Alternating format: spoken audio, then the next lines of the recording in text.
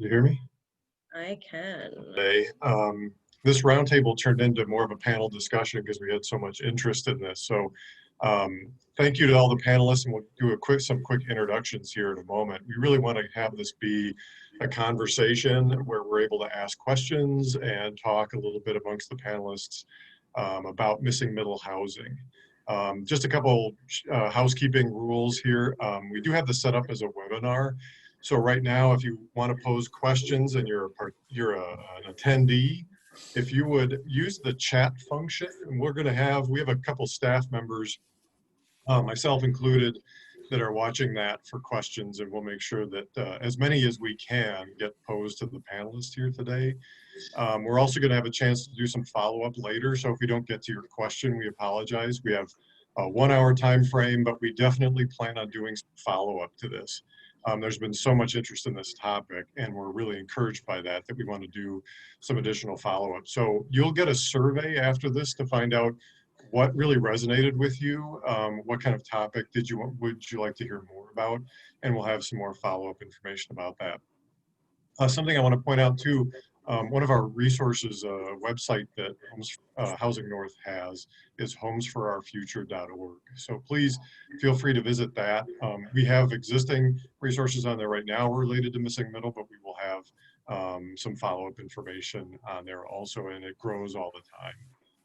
More. So you can also use the raise your hand function if you click on the bottom, if you click on participants, and then a list of participants will show up, both panelists and attendees, I believe. I'm seeing it from the host perspective, so it may look a little different, but if you see that at the bottom, there should be a place to raise your hand, and you can click on that. But definitely feel free to use that chat function. That's probably going to be the most visible, and it's usually visible to everybody too. So again, thank you for being here. This is a follow-up to our housing summit topic with Dan Parolek, where he spoke about missing middle. We got a lot of great reactions to that session, and so this is a follow-up to that. I'm going to assume that everybody has sort of or at least a general understanding of missing middle housing. But as a quick summary, just more of as a reminder than anything else, one of the reasons that we're here today is because of so much need in the housing market right now. Historically, in about 40 plus years, the data has been collected on number of homes for sale on the market. In more than 40 years, this is a record-breaking, the least amount of homes have been for sale on the market. That has a lot of implications. And a lot of reasons also. Building costs are skyrocketing. Home prices are rising a lot faster than median household income, so they're becoming less affordable on average, the houses that are the sale prices of houses in the market. And to meet these housing needs, we have to look for innovative ways to create them. There's a lot of different ways to do that. Today we're focusing on looking at a housing type. I almost said new housing type. It's new for a lot of us because a lot of us weren't alive in the 20s and 30s when these were really popular, but you can still see them around. A lot of them don't even look like multifamily housing, and we'll hear a little bit about and see some of the examples of what these look like that you'll be surprised. Missing middle is really like duplexes, triplexes, fourplexes, and larger sometimes. Sometimes they're cottage courts and that type of thing, where you have a little higher density housing, but oftentimes they don't look like what we would think of as high density housing, because we've been so trained to think about multifamily housing and affordable housing being giant apartment buildings that are 16, 18, 20 stories high. It's not that. This is a housing type that we want to bring back, that is being brought back, that was being done many years ago, and rather successfully in a lot of communities. So we're excited about this opportunity and the fact that some of the people, especially the panelists here today, are making some changes to their zoning ordinances to allow for this to happen. The missing middle term was coined by a gentleman named Dan Parolek, and we'll see some examples of this too. I'm going to show just a couple images of these, and if I can, maybe I'll share my screen and just give you that that image, if you can see this. These were shared by Russ Soyering, and we'll bring these up again. These are samples of some of the other images that he would like to show a little bit later. But you can see here that this is a fourplex. Looks like a typical home. And this is really one of many great examples in Northern Michigan where we have missing middle housing. You may not even know about it in your community. So I'm going to stop sharing and get right to the introduction. So we have some interesting people here today, and I'll introduce them as we move around the quote unquote virtual room here. What I want to start with, just because this is the top of my list here, Jonathan Scheel. Jonathan is a planner with the city of Charlevoix and East Jordan. He works for Networks Northwest. He also has a lot of history in housing. He's been working in housing development, affordable housing, and other types of housing for quite a long time, doing some construction work himself. And we can go into quite a bit of history on all of our panelists. They're very fascinating people. Jonathan, do you want to talk a little bit about what is going on in the communities you work in? I think you're going to talk a little bit about City of Charlevoix or East Jordan. I do, thank you. So we, in Charlevoix specifically, is unique in that it is pretty much built out. There's no large parcels left for development. So we really have to look at infill, and we had our planning commission and council has looked at how to promote this middle income housing in a city that's very expensive. 70% of our housing is second homes or short-term rentals. So we need housing. So some of the things we have recently done is we have allowed accessory dwelling units in our R2 district. Those accessory dwelling units have standards to fit into our neighborhoods. We toured all our neighborhoods before looking at this and found out that we had many legal non-conforming accessory dwelling units already. So it ended up not being a big change. That's being slightly successful. We have 3 or 4 in the last year that have been built. With that, we put some regulations on that these accessory dwelling units, with 2 units now on a property, one could be a short-term rental and the other had to be lived in full time, so that we didn't make the case for a lot of new ADUs strictly being short-term rentals. We are now looking at going into the R1 district with similar rules and regulations ordinances. We don't have a minimum square footage on housing in our central business district, so they can have very small units to very large units, and we're finding out some interest in small units there. We have an incentive program we just started to, we had some funding given to us that we are helping people purchase properties, but then they have to leave them as long-term housing, basically in perpetuity. So those are some of the things that we are doing there. And another is we are allowing the large houses to turn into multi-unit apartments, something similar to what Steve just showed a minute ago with his fourplex. We have standards to make sure that they continue to look like a single family residence for new construction, but even for rehab, the doors would have to be on separate sides of the building, no outside staircases, minimum glazing, again, all to make it fit into the neighborhoods. In East Jordan, we are, which is a very different city. There's more land, but recently a lot of interest in new housing there. Still have similar issues with affordable housing.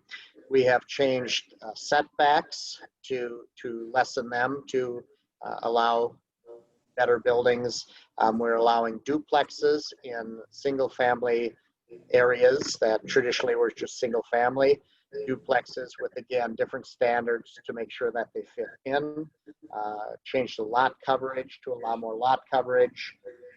Housing above downtown buildings by right instead of special use. No minimum square footage downtown also, and added new site plan review standards so that our developers know what to expect and basically can get more assurance that their development meeting those standards will get approved. So we've got a lot going on. I feel pretty good about what's happening in both of these. Great, thanks, Jonathan. Appreciate it. So if we could now hear a little bit from, how about Scott McPherson? Scott, you work for City of Boyne City. How's it been going introducing some of the zoning changes you've done, which are pretty progressive? Thanks, Steve. It's been going pretty well. Like pretty much everybody in northern Michigan, our city commission recognized that housing was an issue and identified that as one of their primary goals for the past 10 years. But this last goal setting session, they identified some specific tasks for the planning commission to review the ordinance and identify any specific barriers and bring them back some amendment language for those. In our traditional residential district, which comprises most of our residential that surrounds our downtown, accessory dwelling units and duplexes have been a special use for the last 20 years. And I can count on one hand how many times people went through that process to get one of those approved. And typically it came down to how many neighbors came out against it as opposed to any kind of objective standards that people were using to justify their decisions. So the first thing we did is made those a use by right. And hopefully some more will come forward that would like to build those units. This last year has been, strange because just no one's building a lot of things just due to the cost and issues with building. But I have seen a couple come through with, the additional units. They're typically renovating above a garage to create those accessory units. Something else that we did, which was new for this district, is that we integrated multifamily up to 4 units as a special use into that.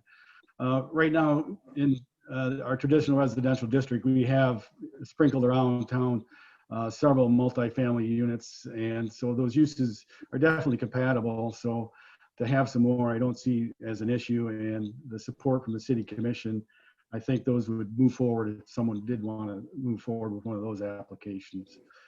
Other things that we looked at was in our central business district. Currently, we do allow multifamily units in that district, but there was additional regulations on those in regards to setbacks and types of components in them in regards to the rooms. So we took those restrictions out to make those a little easier. And then also for mixed use developments, there was a prohibition for ground floor residential. We removed that with some conditions of how those would be entered, and they wouldn't be able to have access from the primary street entrance, but still be able to have those integrated on the ground floor. We did have a few projects come through the loss on Lake Street, which is Michigan Community Capital Project. You may have seen their project down in Gaylord, so it's a very similar, I mean, not Gaylord, but Cadillac. And that was a project, they didn't need any specific zoning changes to do that project. But what they did need is a waiver for some parking requirements. And most helpful in that situation was a parking study that we did a while back that identified block by block analysis of all our parking demands and needs. And using a matrix that was provided with that study, we were able to show data that that parking would not be an issue. So the Planning Commission was able to move forward with that. Another project that recently came up was a manufactured housing community. I know you didn't touch on that as one of the missing middle, but it is right in that price range to, supply that affordable housing. And this was a site pretty unique in the city. It's a 30-acre site that has access from a paved road and has available water and sewer. So it was definitely an opportunity to provide some density. And this was previously rezoned to multifamily for apartments and duplex and fourplexes, that kind of thing. But the property owner could never find a way to make it work financially. Just the cost of construction and just were way too high to make any money off the rents. So another developer bought the property and brought it back to be zoned to manufactured housing. And hopefully with the efficiencies in that construction type, they can bring those units to market. And so that went through the city commission and got approval for that rezoning, and then came through and got approval for the site plan, and now it's going through the state to get their approvals for the community.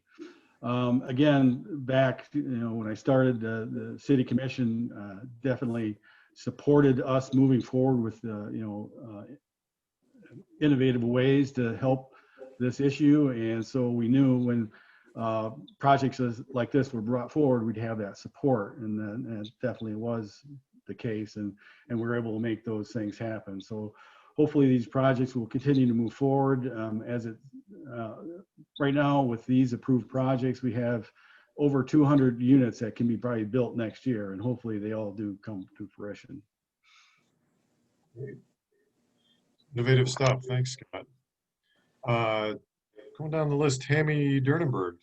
Tammy is the planning director for Emmett County, and in our conversations before this, sounds like you've got some interesting, innovative stuff that you've done too. Can you share that with us? Sure. Thank you, Steve. The key to our planning commission moving forward was awareness and local grassroots efforts of the Little Traverse Bay Housing Partnership. They created a presentation and presented to our planning commission showing data that showed the need for houses in general, but affordable and attainable housing. So as a result, we have seen some zoning changes. The first thing that they at the Planning Commission did was they increased the density for multiple family. And remember, in Emmett County, we have countywide zoning, so a lot of our zoning standards are regulating more rural areas and not real urban areas. But where it makes sense, we want to see the higher densities where there's infrastructure in place. And so we first increased that multiple family density.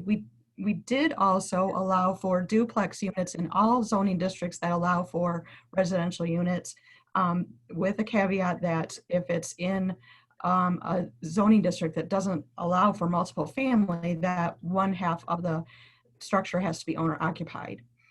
And that has been something that we rolled out in 2015. We haven't seen a lot of those structures, but we are starting to see more of those now that the word is getting out, I think. Also, after quite a bit of discussion, the Planning Commission reduced the minimum dwelling unit size from 720 to 560. So that was kind of in response to the tiny home inquiries that we were receiving on a quite regular basis. People still don't think of 560 in many cases as a tiny home, but it at least allows for smaller dwelling units that might be more cost effective for people. And then the biggest change that we implemented was a plan unit development residential overlay. We were hearing that the density just doesn't work financially. And so this overlay district can be applied to basically any property if the developer can show that the density that they're proposing will work for that land. So if they have infrastructure in place, then they can propose a higher density. It makes sense. It is a two-step process. So they first have to show what it is that they're planning on a conceptual basis. And then if the concept is accepted by the Planning Commission, then it can move forward with the detail. And the detail would come with the density, the types of dwelling units. The one that we do have in the process right now has received preliminary approval. There was a bit of opposition, but it went through at the Planning Commission level because the Planning Commission now realizes the need for this type of housing. And the proposal includes multiple family dwelling units. The developer called it 3 tiers. There is a body of water that, excuse me, that was created on this property as a result of mining. So the top tier would be those waterfront properties.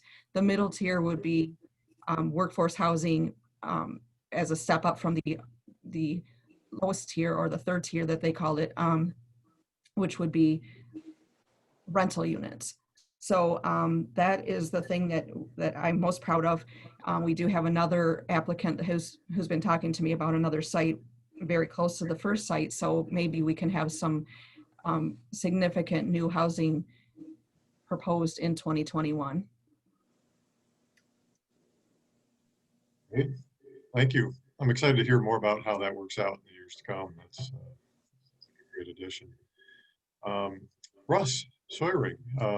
Russ is for a while yet, the planning director for the city of Traverse City. Congratulations on your upcoming retirement, Russ. Russ has a few images. So Russ, you just go ahead with your intro and you let me know when you want me to put up an image.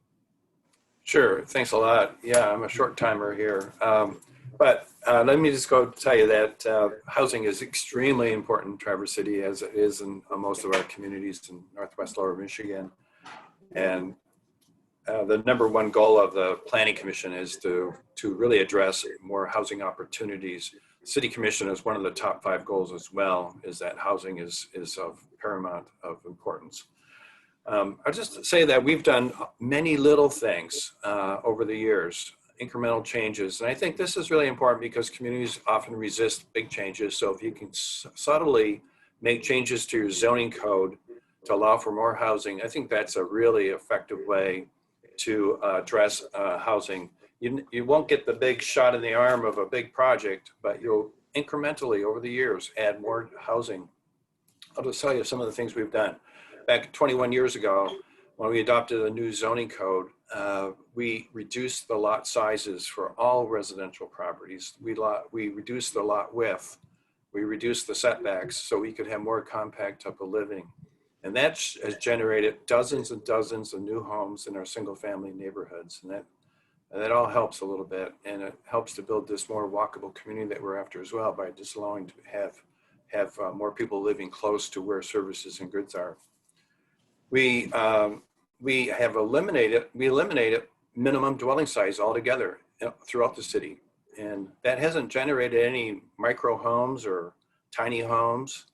There was some interest in that, but we generally find people building homes that are reasonable size for apartments, and dwelling sizes, they tend to be, pretty large yet. So I think all communities could eliminate their minimum dwelling size. It's definitely not needed.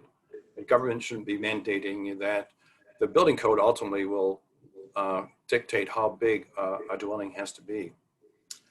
We reduced parking space requirements also because that was adding to the cost and making it a little more difficult to put in residential. We gave a height bonus in the commercial districts. If you added a residential on 25% of your building, you could go an extra floor. And those upper units didn't have to have any parking required associated with those upper story apartments. And we eliminated all density bonuses in our commercial zones for residential. And so that is, excuse me a second. 10 years ago, we battled this for a long time, and a number of communities have already addressed this, the accessory dwelling units. We started off by trying a pilot area for one neighborhood of Traverse City, and that ended up with nobody building any accessory dwelling units. It's an area that people maybe have a little lesser incomes. They had large lots, but they just simply couldn't afford to build a new accessory dwelling unit. More recently, though, we opened it citywide, but for political reasons, we limited it to only 15 dwelling units per year because people were afraid that Traverse City would be overwhelmed with accessory dwelling units throughout our community. But that turned out that wasn't really a problem.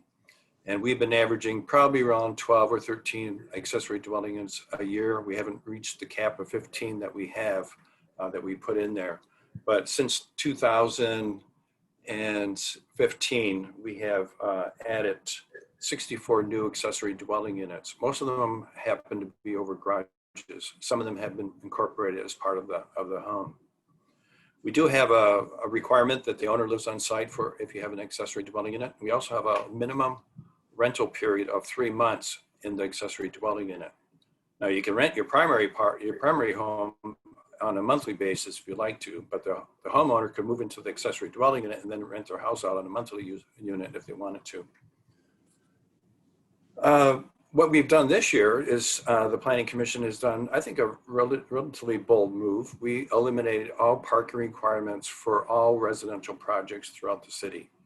The market is going to dictate how much parking goes in, and I don't think it's necessary at all for the government to be mandating how much parking you put in. If you're in an area that is very walkable, very bikeable, and has good transit, why force people to have parking? You know, they have options. But to rent spaces and everything, the market's going to dictate that they're going to put parking in. We have a apartment building that's being planned in downtown Traverse City where no parking is required again, 100 units, and they are planning to put in 120 parking spaces. It's just the way it is in northern lower Michigan. People drive cars, but I don't think government should be forcing that on, because there may be situations where people can choose not to put a parking lot in and put a garden in, put bike racks in.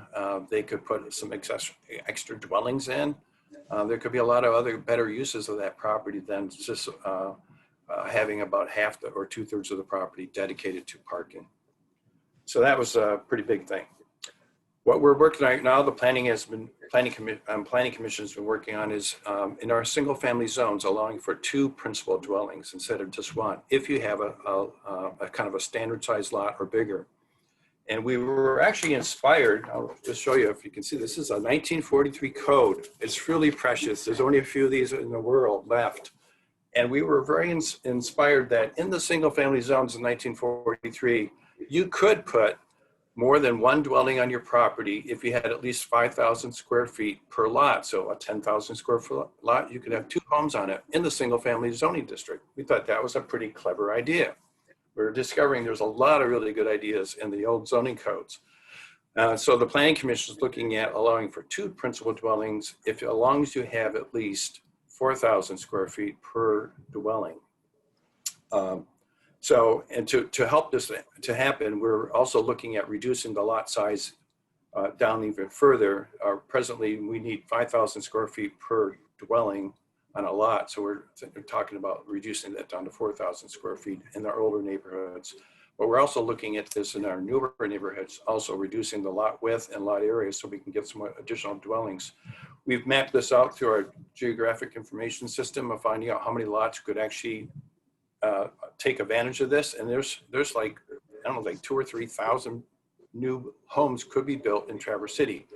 Most people won't build because they don't want to interrupt their lot, their home, but some people may. So maybe 10% of those. And so maybe we get 200 or 300 new homes in our single family neighborhoods. Like others, we're looking now at allowing duplexes also, maybe on corner lots, duplexes, triplexes, fourplexes, with the provision that they have to look like single family homes. One thing that I've just talked to our zoning administrator not too long ago that I think it makes a lot of sense is, and Steve showed one of the fourplexes on 9th Street in Traverse City in the central neighborhood, is those are non-conforming properties. So if they do get damaged and they burn down, they can't be rebuilt. They have to go to the Board of Zoning Appeals. If they sell the property and a bank calls us, they are really hesitant to loan money on a non-conforming property. So one thing that at least staff were looking at, we haven't presented this to the City Planning Commission yet, is to allow for all non-conforming I'm going to say missing middle housing duplexes and triplexes and fourplexes that are in neighborhoods, that they would now be considered conforming. And so that would allow them to be sold easier. They could repair if there was some damage. If they wanted to put in let's say a sunroom, they could do that. They don't have to go all the trouble going before the Board of Zone Appeals and asking for some forgiveness to improve that property. So that would make a difference as well. So I think that pretty much sums it up. Great, thanks, Russ. It's been fascinating for me because you know, the whole impetus of zoning historically about that same time frame in the 20s was to mitigate the issues of overcrowding, and it seems like we've taken that to the extreme a little too much, and now we're trying to backtrack and reverse a little bit and reintroduce that. So it's really interesting that you bring that old zoning ordinance back. So yeah, I think people need to look at their own zoning codes. They might discover some really good jewels in there. But yeah. Steve, is it possible you could show that one site plan on Carver Street? Sure. I'll just describe it real briefly. This is a project that is being done by Homestead, a nonprofit in Traverse City. And it is right now it's zoned a single family home on there. And it's right on the edge of a commercial area there's a site plan of it. At the bottom of the screen, there's a building, and that's a tire shop. And to the north, it's a single family home. I'm sorry, to the west is a single home to the top of the screen. And so we'd be tearing down one dwelling, and we'll be putting in 10 dwellings. But if you go back to that other image, Steve, the architects that were involved were very sensitive in allowing to make it look like it's just another home on the block. So going from one home to 10 dwellings, I think, is really great. We did have some objections of the tire shop. The tire shop next door was worried that these renters would park in their tire shop, and it would interrupt the customer's enjoyment of getting tires replaced. And I don't think that's really going to happen, but oh my gosh, we hear all sorts of things why we can't do, that we're saying we're all in favor of affordable housing, but not here, not next to the tire shop. That's not a place to put affordable housing.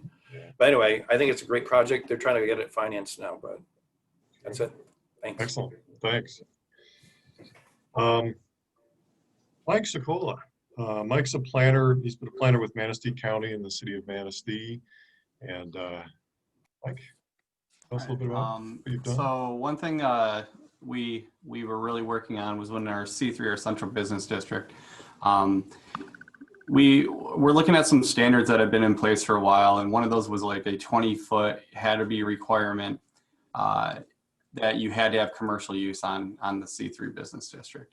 We looked at that, and that kind of that blanket 20-foot didn't work for all the buildings there. We really realized that we're missing out not only on that, but some lower story dwellings in general within our business district. One of those being below ground. We had a couple of like walkout areas that were kind of built into hills into the city.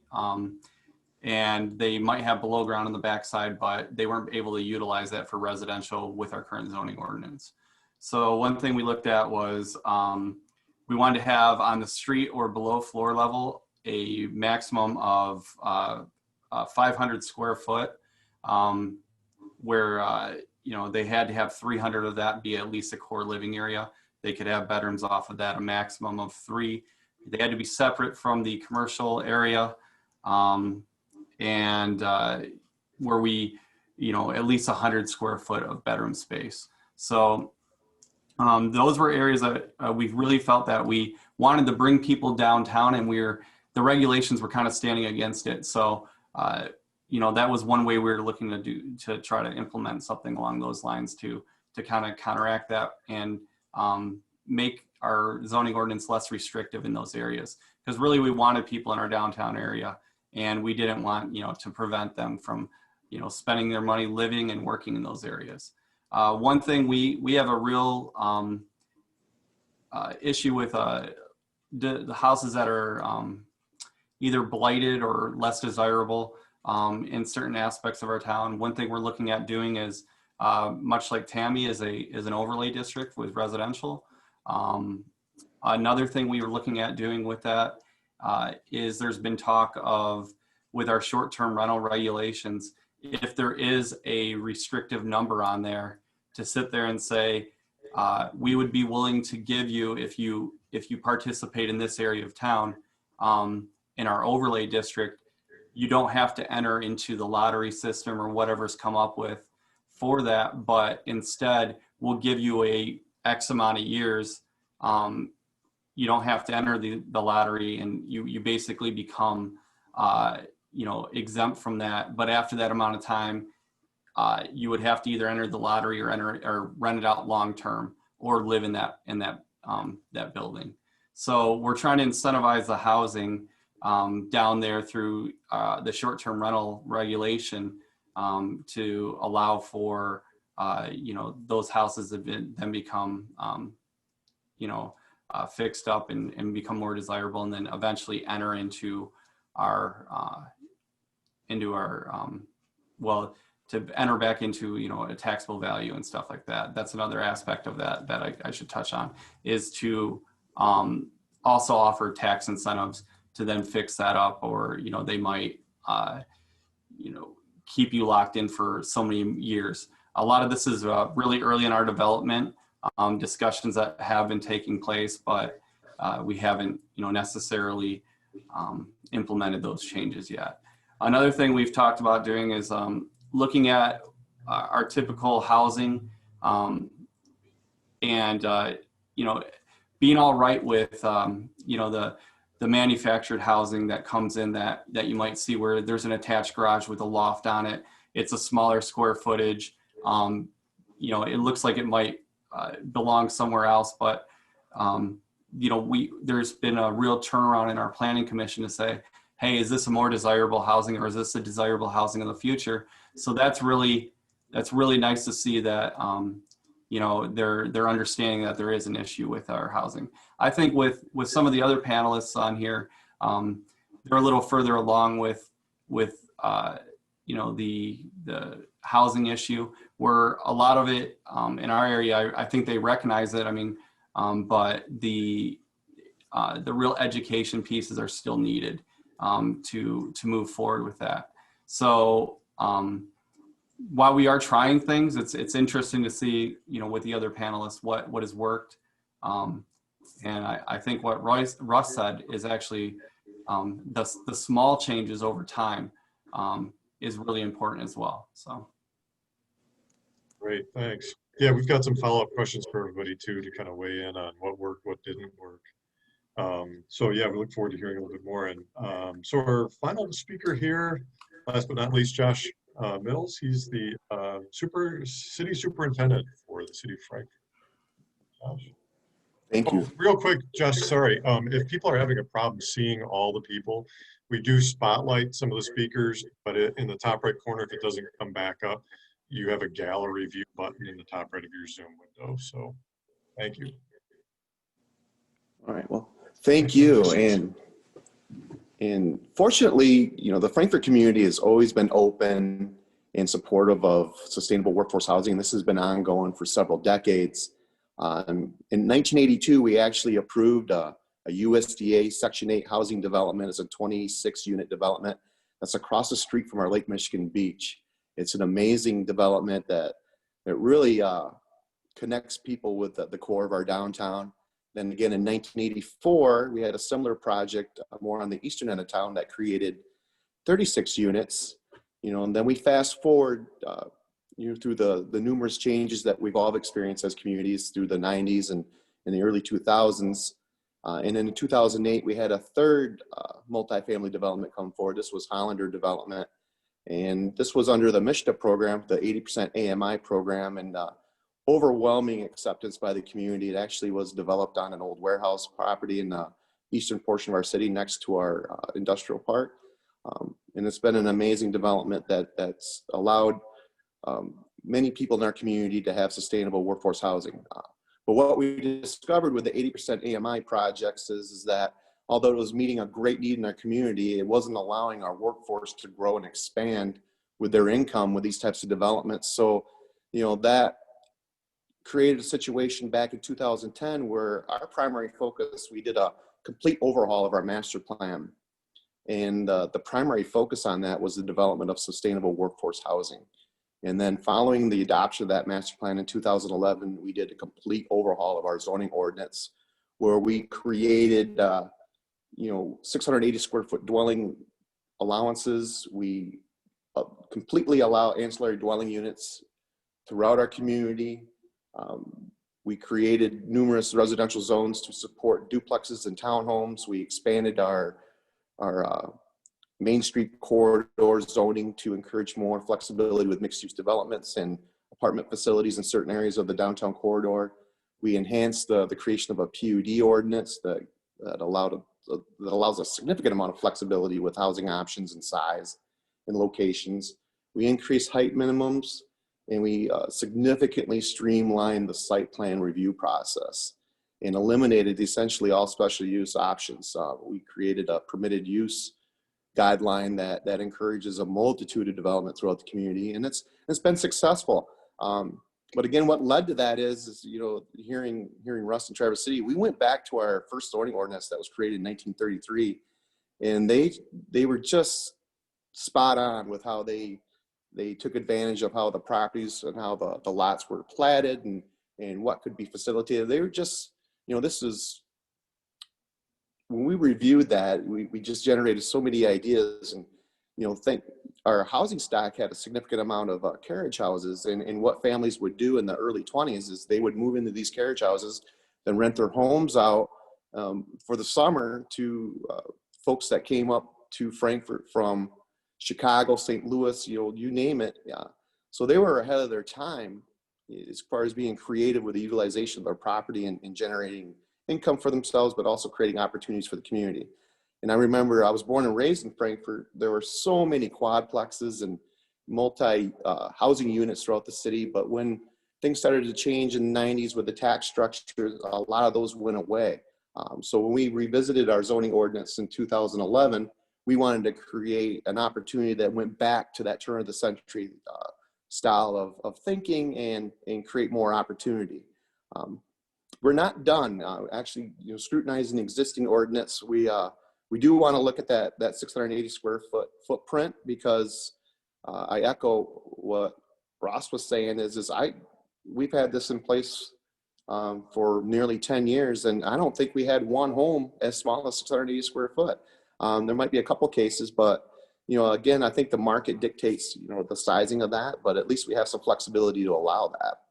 And with the creation of the ancillary dwelling unit allowances, we were really hoping a lot of those would be rented out on a more of a long-term rental basis. But what we're finding is a lot of those are being set aside for family overflow situations. But hopefully we can create some incentive programming to create that as more of an opportunity. But in 2020, we created a housing commission, and this was a critical point for our community because we found that we have such a significant need for workforce housing, and really our overall vision with this is we've looked at parcels throughout the city. We've communicated with property owners, and we've created a list of where we think we can facilitate additional workforce housing developments, whether they be single family homes, duplex townhomes, or quadplexes or multifamily situations. So, as we get into our first year of our housing commission, it's very exciting. We actually negotiated a purchase agreement with Sox Construction. They're a Traverse City-based developer. They do excellent work. So we took a city-owned piece of property, and we're going to create a 30-unit housing development. This is actually on the corner of M22 and Main Street, so it'll be a gateway to our downtown corridor. In the beautiful design building. They're one-bedroom units, kind of our initial phase of the types of development we want to see in the community. But the partnership we've established with Sox Construction has been unbelievable. And our whole focus with the creation of our housing commission is to create the types of housing for folks that can grow with their wage and encourage them to create a more positive environment for their families. So, although the MSHDA supported housing is excellent and in great need in our community, our focus is shifting more on is how can we allow our workforce and our families to better themselves as they grow with their careers. The cost of living in Frankfort has outpaced the living wage, and I think we can all relate to that in our communities, and we need to do a better job trying to bridge that gap a little bit. Because you look back historically, somebody could graduate high school, learn a trade, go buy a piece of property, build a house. That's no longer feasible in our communities. And we have such an amazing school district and an excellent community that our families are commuting 5, 10, 15, 20, 30 miles outside of our community. We need to get them back in our community because we've done a significant amount of investment in our infrastructure. The Frankfort and Alberta community can actually double in population today, and we will not have any issues with our infrastructure. We try to create a continually improved walkability for our community. So all of the key components and the foundation is laid to take on a significant movement in the development of creative workforce housing. But in 2021, we are going to finalize the creation of our land bank authority and 501c3 so we can be in a better position to work with property owners where we potentially could be in a position to purchase property or receive property through donations. So we're getting all of those incentive components in place to be more effective as we progress in the future. But as far as zoning ordinance changes, what we're working on this year is we're going to, again, revisit that 680 square foot ground floor area. We're going to look at allowing live work in our industrial park. Right now we allow it in our other commercial corridors, but we're going to expand that into our industrial park area. We're going to open up opportunities for boarding houses, especially with our significant needs for seasonal workforce. We have to have the housing to accommodate that. And that's a desperate need in our community as far as being able to sustain our businesses from a seasonal standpoint, in addition to our overall vision for year-round sustainability. Our conversion of dwelling ordinance currently allows 3 units. We'd like to see that go, really, we don't really want to create a maximum minimum situation. We want to create a situation where it's more farm-based, where we look at the parcels in question, but the ultimate criteria for these types of developments would be they have to look like and resemble a single family dwelling. So it's all going to come down in design and how we can facilitate that. Parking flexibility is being looked at in our downtown corridor. Right now, our zoning ordinance requires parking in our downtown corridor, but our zoning ordinance requires maximum build out. So there's a disconnect with the ordinance as far as parking is concerned. So we're likely going to eliminate the parking requirement in our downtown corridor. We do have to be mindful of our mixed use developments, residential, to at least be creative on how we can facilitate the residential side of those developments. But we're getting creative with our workforce by creating shuttle services and having them park outside the community, so we can free up more parking for our residents, guests, and visitors in our downtown corridor. But it's exciting. Again, we're thankful that our community supports varying concepts associated with workforce housing. We've not really had that NIMBY situation, but as we put together these incentives, thankfully we're a core community, so we're able to take care of numerous brownfield redevelopment incentives, the obsolete property rehabilitation exemption program through MEDC, and then also the neighborhood enterprise zone. But we're carefully watching what our legislators are doing with a couple of initiatives that have stemmed out through Housing North's commitment to our community is the Homestead Exemption bill that was introduced by Representative Tristan Cole, and I believe Senator Schmidt is also looking at the pilot concept. Now, the pilot concept works well with MISTA projects, but we would like, as a community, to allow that through private development negotiations with our Housing Commission. We feel that's an essential tool to bring the taxes down, because our ultimate goal with these types of developments is to reduce the overall cost per square foot while not negatively impacting the quality of the developments. So, those are situations that's going to require a lot of partnerships and a lot of collaboration, but also, our school district had an amazing building trades program for many years. And then about 10 years ago, it dropped because of funding. We had the housing crunch. So they dropped the program. So in all of this vision and discussion, we're really hoping to establish an overall regional partnership with TBA ISD, our local school districts, carpenters unions, any other existing contractors. We need to enhance that workforce. So we need, part of the reason right now, if you wanted to build a house in Frankfort, you got to get on a list, and it might be 2 years from now when you get that house built. And of course, the cost of square foot is going up through the roof. So we gotta really increase that supply to meet our demand, but also create more opportunity for the children that are born and raised in our community be able to come back and be sustainable in our community. So we're looking at all kinds of options to make that become a reality. But we're also negotiating with our neighboring township through a 425 agreement initiative to expand, because I mentioned, I've heard earlier, like in Charlevoix, there's not a lot of areas left in these communities for larger development. So the focus has shifted to more infill. So we're working with our neighboring townships that border the city of Frankfort, that can have access to our water and sewer infrastructure and be part of our street network system and our sidewalk systems, that will open up more opportunities for single family, duplex, quad style types of developments. But it's exciting.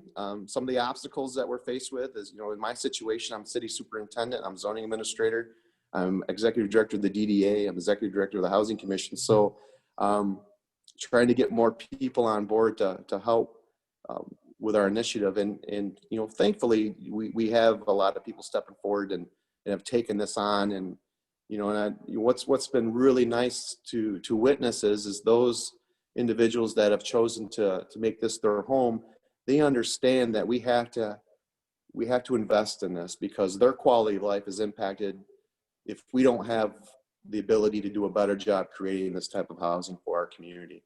It's really come to light through the pandemic with some of the restrictions that we've been dealing with. But I asked the question of many of our restaurants this summer, if the pandemic restrictions were lifted today, could you go to 100% capacity tomorrow? And the answer is no. They just don't have the staff, and a lot of that hinges on our ability to deliver this type of housing. So it's exciting, a lot of work to do. There's a lot of aspects to housing and creating this, and all the benefits are for creating this type of housing would be terrific to go into all of it. And thank you, Josh. Really appreciate your all that background. There's so much to drill down to. There's so much to talk about here. So luckily we have a few hours to sit here and go through all the topics.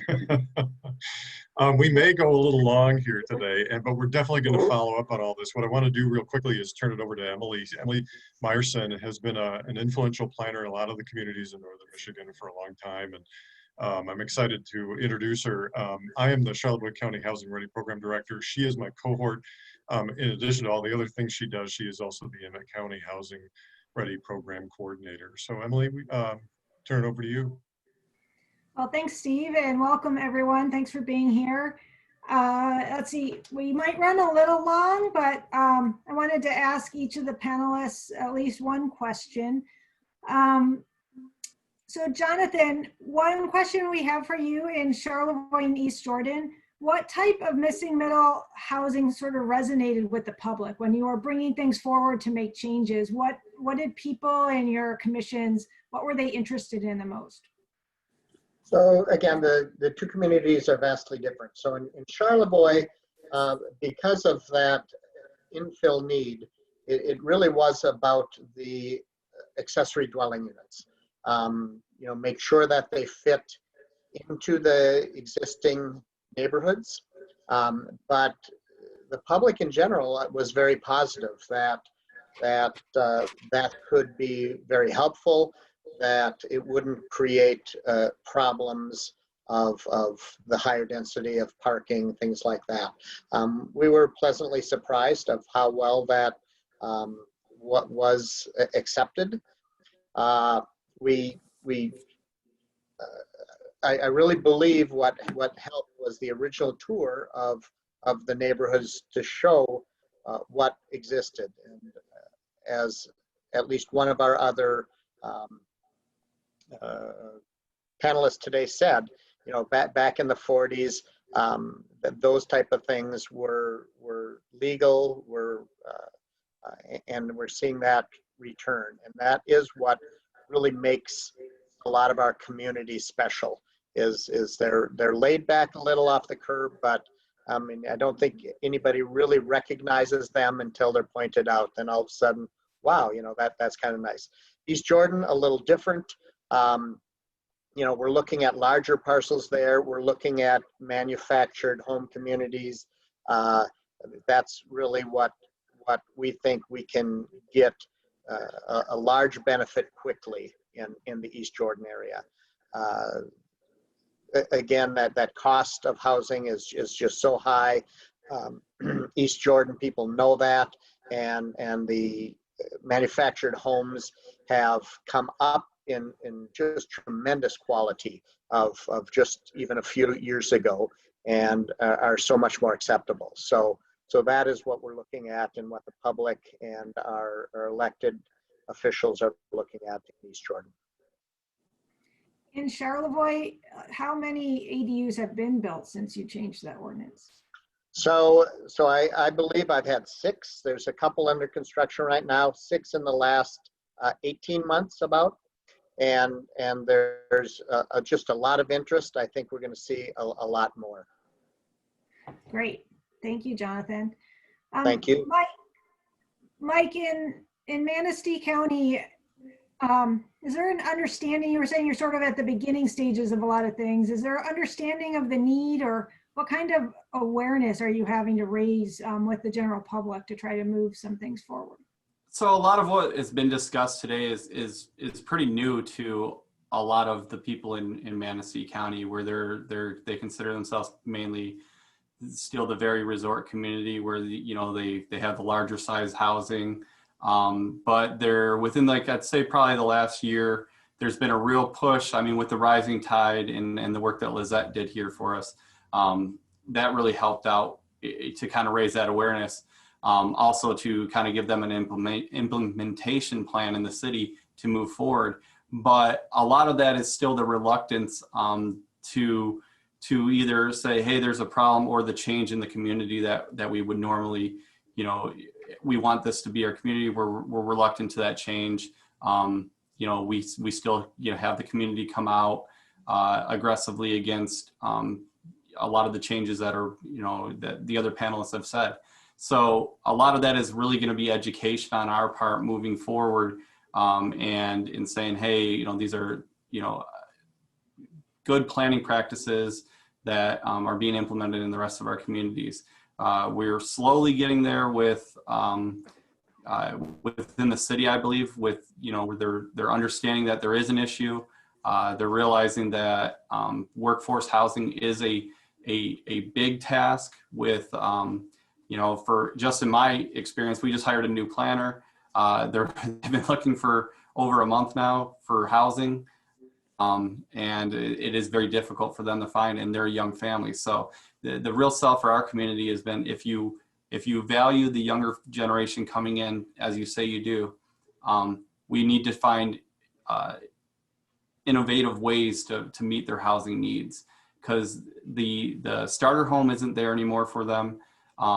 They don't have the money or the skill set to renovate some of our existing housing stock.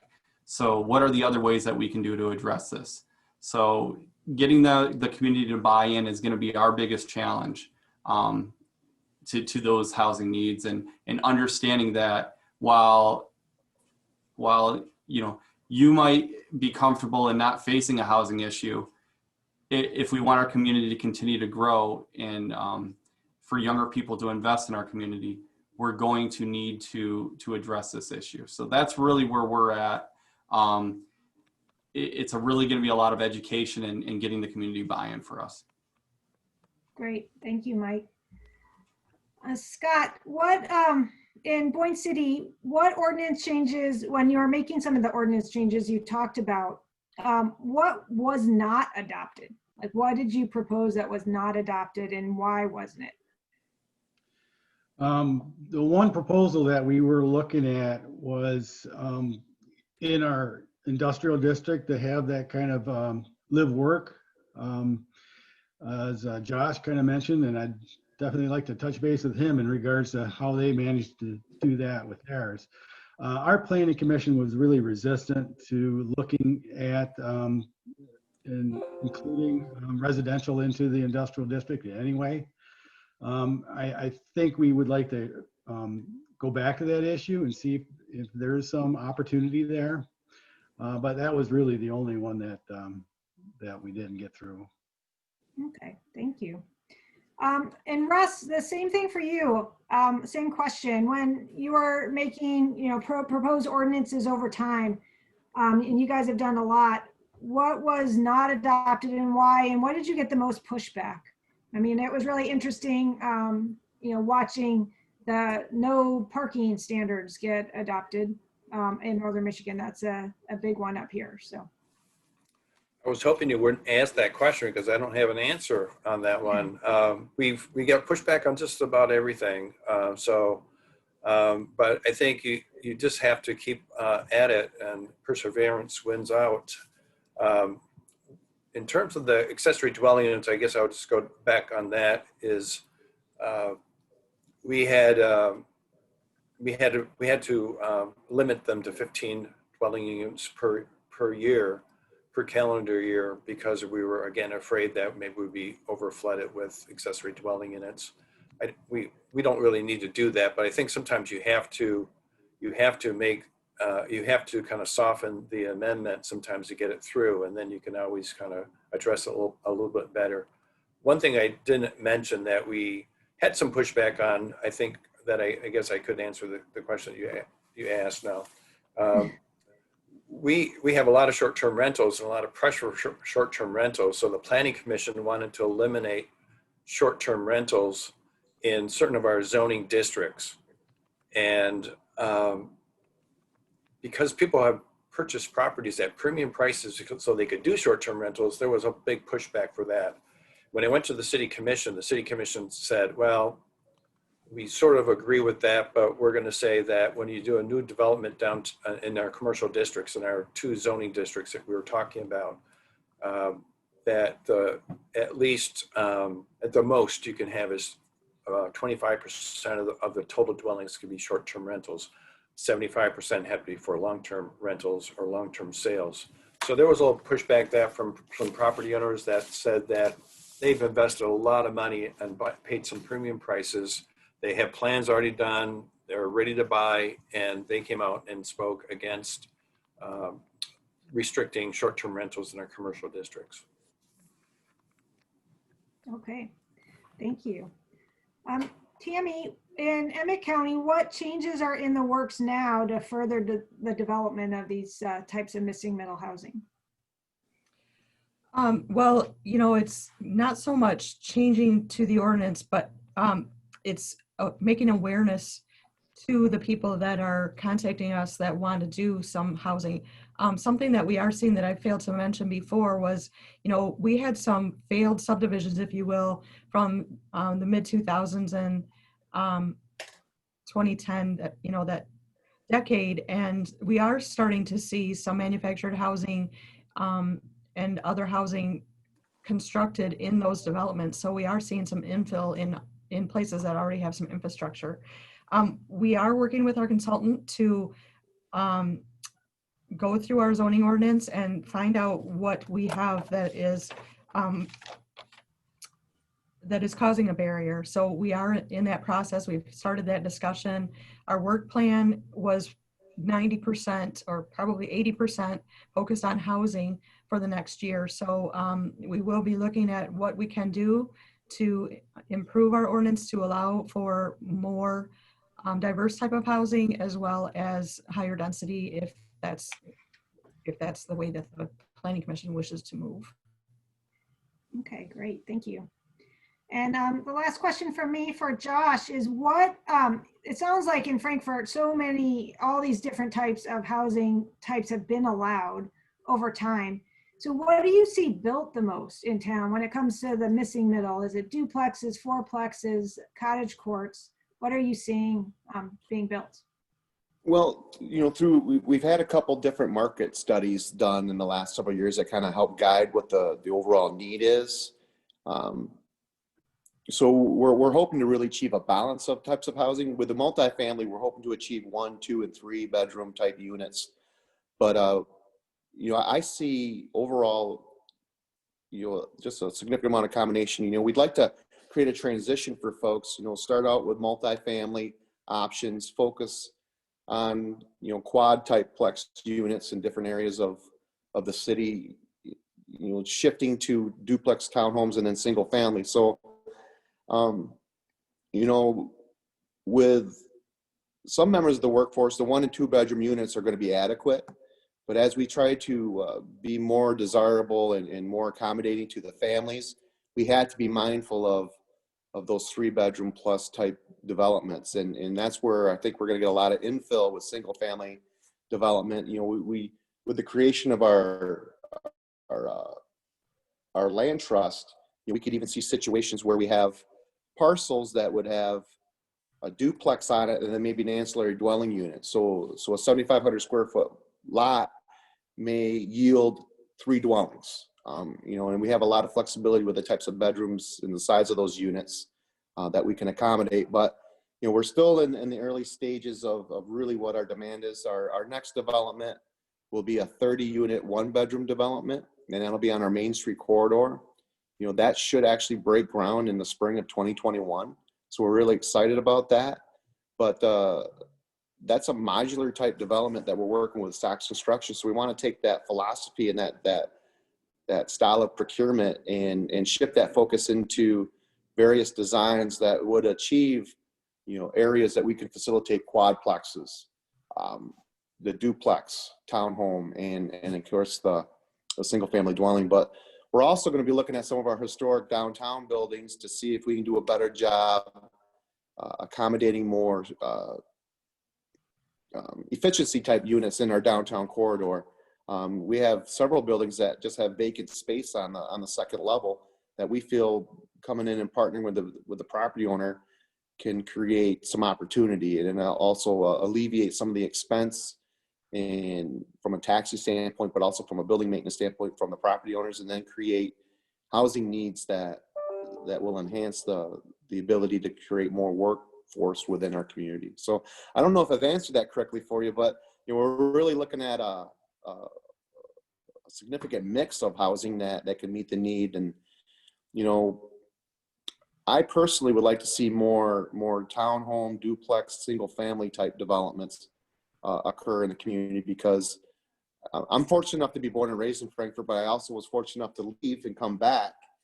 And when I did that, I came back in 1999, and even then it was very obvious that families couldn't purchase property in the city of Frankfort and sustain. The cost of real estate was just too significant, even in the late 90s. So creating some opportunities in the city to be more open with single family development is one of our biggest goals. And right now we're working with the school district to carve out a couple properties, to help us achieve that, because if we want to bring the cost per square foot down, we got to get creative on how we're going to have these types of developments occur. So, partnering with other governmental entities like school district and our neighboring village of Alberta, Crystal Lake Township, if we can provide property that really isn't being taxed currently and partner with the right developer, I think we can do a better job of getting that cost per square foot down. But a multitude of housing is what we're really trying to strive for. Okay, well, thank you. I am going to turn this back over to Steve. I think there were some questions that came in the chat, if we have time to ask those. Yeah, thank you, Emily. Yeah, we could, we're going to keep going. And if you have to leave, if any attendees or anybody has to leave, this is being recorded. We'll share the whole thing with you, and you'll be able to see the rest of the answers. Attending today, we're lucky enough to have Dan Parolek, who is the author of the Missing Middle book, and he is here and he's been listening. Appreciates the information. I want to focus on his question here about A lot of the discussion has been about smaller units, and where the individual size of the unit is smaller, but also for ADUs and duplexes. Is interested in finding out if any of you have considered full-size units that are more the triplex, fourplex, sixplex, and larger. So it's that next step beyond just adding another dwelling unit to your property. And I think looks like Jonathan, you've had another mention here in the chat box. Do you want to elaborate on what you were talking about? How you're sort of similar to what Russ is talking about, maybe incrementally moving it there? Is that kind of where you're headed? Correct. You know, all of this is I believe very new to our citizens of what we're trying to do. And there's the NIMBYism that has been talked about by a couple, few today. And there's always a worry of that. And especially in our resort communities, you know, they really, some serious property rights attitudes are around. So we started with the ADUs where we're incrementally moving into larger dwellings. But we felt, you know, you got to test the waters. If you go all out, there's a chance to mix it all. It's one of the reasons why we even just started ADUs in the R2 zone district instead of the R1 district. You know, there hasn't been the unintended consequences that everybody might, not everybody, but some people are concerned about. We're now moving into that. But, you know, especially in East Jordan, we are at that next step, and we're drafting ordinance language right now for those triplexes and those quadplexes. We're not quite there in Charlevoix yet, but I believe we will be doing that also. So, you know, the ADUs are one portion of the solution. The 3 and 4plexes will be one portion of a solution. More single family homes, you know, someone was mentioning meeting with the townships. You know, that is on my radar in Charlevoix. We are surrounded by Charlevoix Township. There's a lot of open land. There's areas that we can extend our street system and water and sewer into. You know, that will be another step. We've had a couple of new developments, private developments in the last year, a 16-unit housing area, which a little under $300,000 to $280,000, $260,000 in that range. And now we have some smaller homes that are going to be going in that $200,000 range. They're selling fast. And so I think there's room to expand also. But so all of this stuff is incremental, it's slow. You know, I love hearing about that 1940 and that zoning. I believe that's where it's at. I believe they did have it figured out back then, and we have moved that needle too far in one direction. So we'll get there. Yeah, I want to ask that same question to Tammy. Tammy, working at the county level, I know, having been a county planning and zoning guy too for a little while, especially in rural Northeast Michigan, it can be a little bit more of a challenge. Do you see that happening in Emmett, where would be some incremental increases in density allowed? Well, with that planned unit development residential overlay, we do have that happening. The concept plan showed several multiple family buildings as the tier 1, the entry level dwelling units. And then the idea was that after a family perhaps grew out of the tier 1, they could maybe afford and move into a tier 2. So it's all within probably an 80-acre development that we are seeing some light, if you will, with some pretty high density for the area.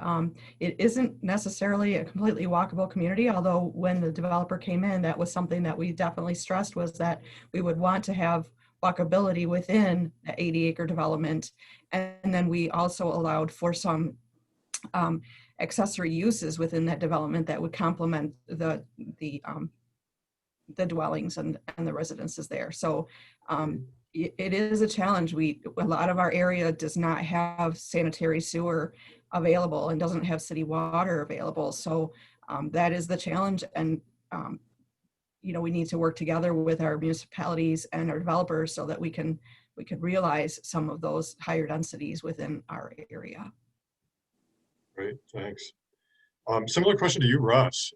Russ, you've been, I would say the city of Traverse City is probably allowing the most high density in our region, probably the most farther along on this, but is there still more to go for you in Traverse City or for the city?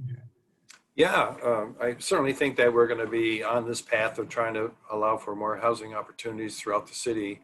I do want to mention, it gets back to Dan's question about more of the standard size dwelling sizes and how we approach this. We approved a conditional rezoning in a low density multiple family to a high density multiple family that would allow for a fourplex to be built in the front, a very elegant kind of almost like a mansion size type of Victorian home. On this block, there was several large Victorian homes. And so the developer asked if they could have the property rezoned where there was a duplex and have it so there would be a fourplex in the front, and each of the units were around 1,500 to 1,800 square feet. And then there was a garage with another 2 dwellings that were in the back on the alley. So it ended up with 6 dwellings. Unfortunately, that developer has pulled back on it, but I think we've dealt with conditional rezonings as one way that you can incorporate some multiplexes in your single family neighborhoods. And if your master plan supports it, our master plan supports a variety of dwelling types in our single family zones. So I think a conditional rezoning where the developer offers to build a certain type of building, certain type of site plan, the planning commission and the city commission will feel more comfortable. The public knows what they're getting instead of a straight rezoning to multiple family. They don't know if it's going to be a big box apartment building or it's going to be cute little cottages. But with conditional rezonings, the developer can offer and what they're going to build, and that might be a good approach for some communities. Good idea. Yeah, conditional rezoning, had thought about that. Seems like that could be another webinar, another couple webinars altogether talking about that and how that could be implemented. But it makes me think about to help developers make the right proposal in a conditional rezoning. Do you have these goals pretty well specified in your zoning or your master plans? And does the community understand that this is the direction the communities are going? Well, I don't think our master plan doesn't stress enough about housing needs. And I think we're talking about building maybe rewriting a new master plan. And I like the comment that was made by one of the panelists. I think it was from maybe Josh, sustainable housing. And I think that's really important to get a whole chapter in your master plan about housing and sustainable housing living arrangements. Well, I have plans to do a final speed round question, and I can pose it to as many as we can fit in the next couple of minutes. But and I'm going to pose it to Russ first because he's retiring soon, so he can be really honest with us in this one. And what are they going to do? Fire him? So my final speed round question for you: if you could see and make sure that something was to happen, if you had your druthers and you could make one change in your community to make missing middle housing happen, what would you have your community do next? Well, it's on the radar. So this is one area I think allowing for the duplex, triplex, fourplexes in our single family neighborhoods, allow them by right, so they're handled administratively, but have really good form-based controls so they look like and they feel like single family homes. We have great examples that are scattered throughout our neighborhoods today, so we can be inspired by what was built decades ago and rebuild those today. I think that's one way that we can have gentle infill on density, and it will still maintain that character that people want to protect of our communities. I think what people get upset is when we tear buildings down, when we build a cheap version of housing, that really threatens the character of the community. It's not high quality living space. So if we can allow for gentle infill, and allow those things to happen administratively, because you will get pushback otherwise. So you need a very good public process when you develop those codes, and let the public engage there. But once we adopt those, then it happens administratively. Excellent. Thanks. Gentle info. I like that. Scott, what one thing would you do? So many times when projects are brought forward, parking is usually used to hammer it, and unjustifiably so most times. So that would be probably the one area that I would look at, and I think Russ, and Traverse City is way ahead of the curve on, eliminating that provision in the downtown district, and I don't know if we would be able to pull it off here, but that is something that I think we need to address, because way too often that is just used to defeat a project when it has no merit. Thanks, Scott.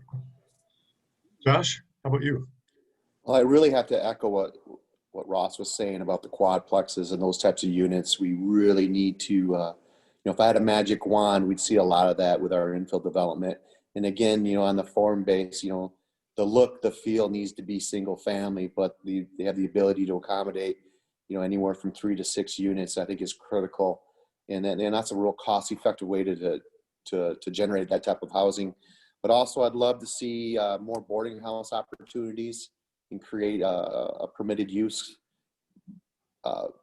process to facilitate that, because I think that's going to really help, not only with our seasonal workforce, but with, individuals that may not need a large space, that could come in, it might be a stepping stone type of housing as well, where they relocate to the community or come back to the community and kind of transition into whatever their ultimate need would be, but that would allow us to be accommodating to some transition. And then,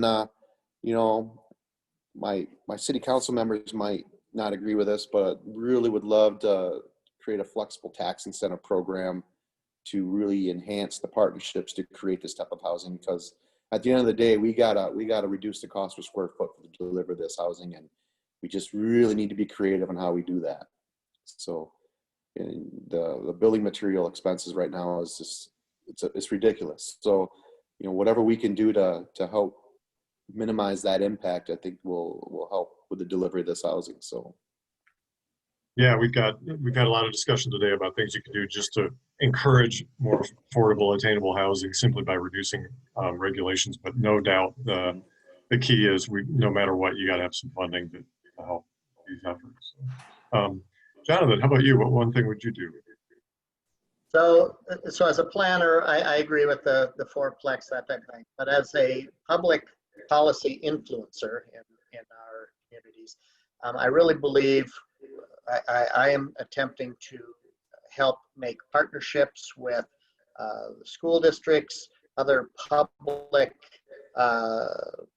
jurisdictions that own property, and have property that's sitting around not doing a whole lot for the community, and work with them to get that land and use it for housing. So we're doing that in East Jordan. I'd love to, I mentioned it about working with the township in Charlevoix. So I believe we can do that where there is other public property that may be underutilized. Great, thanks. Tammy, how about you?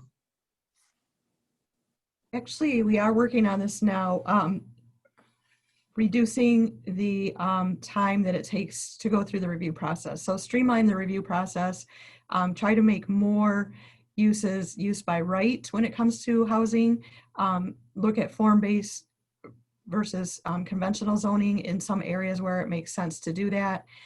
That would be my goal, is to time is money, we hear all the time. And so if we can help with the developers that are coming in with quality developments get through the process more quickly, I think that would be my goal in Emmett County. Excellent. Good ideas. Mike, how about you?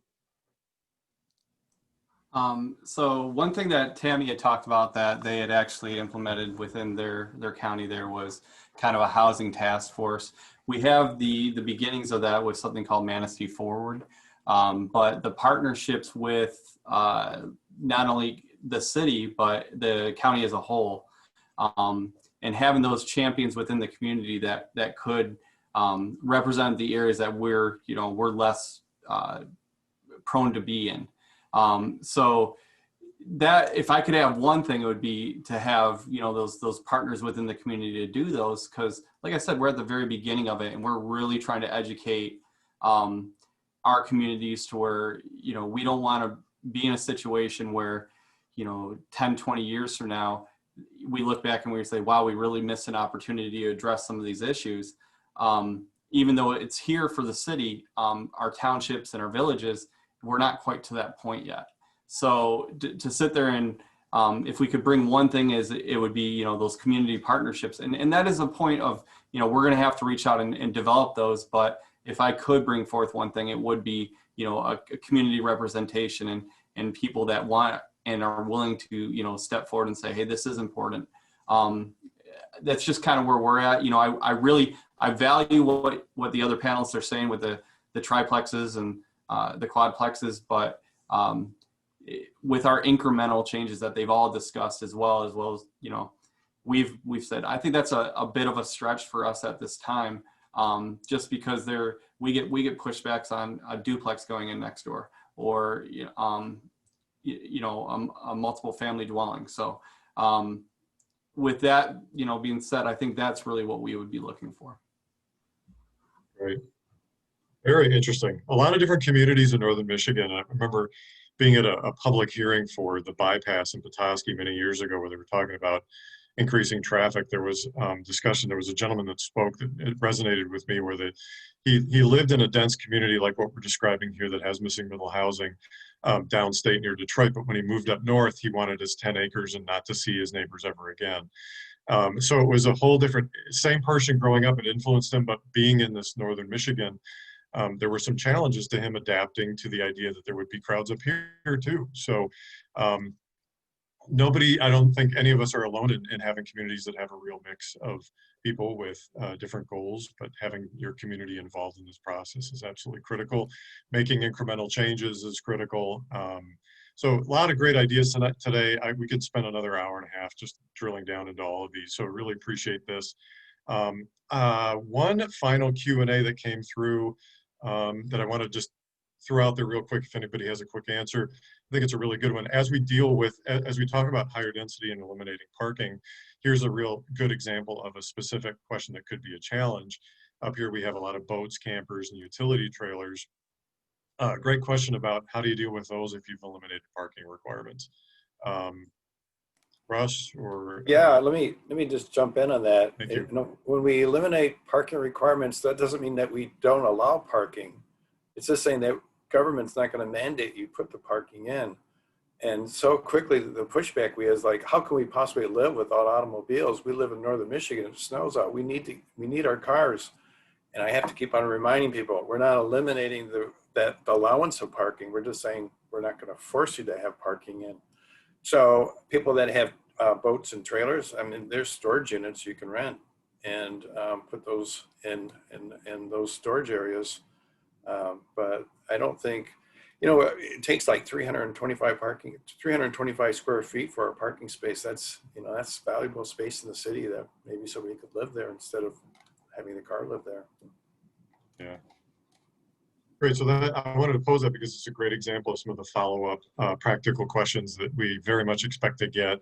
And as you get your surveys after this, please include those if there's any other information you want answers to.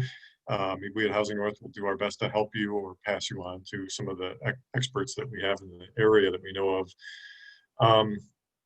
So that's all the questions we have. It's not all the questions we have. There's a lot more, but it's all the time we have. We've gone over by half an hour. So I want to thank everybody, all the panelists, especially for sharing your knowledge with us, for the attendees for being here and participating. And we will definitely be back with a lot more information for you. So thank you. Hope you have safe and happy holidays. Thank you. Thanks, everybody. Take care. Bye.